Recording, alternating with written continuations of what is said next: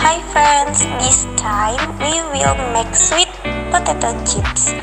These are the ingredients to make sweet potato chips.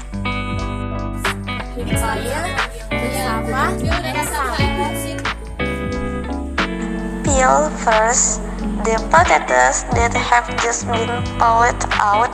We peel the skin first. After all, we peel the sweet potatoes first. We wash it so that it's clean and there is no dirt at all. Then after everything is clean, cut it thinly. Sweet potatoes like the one in this video, not thick, so the chips aren't too hard. When finished cutting the sweet potatoes, then soak the sweet potato in the salt water for 5 minutes. Add salt according to taste.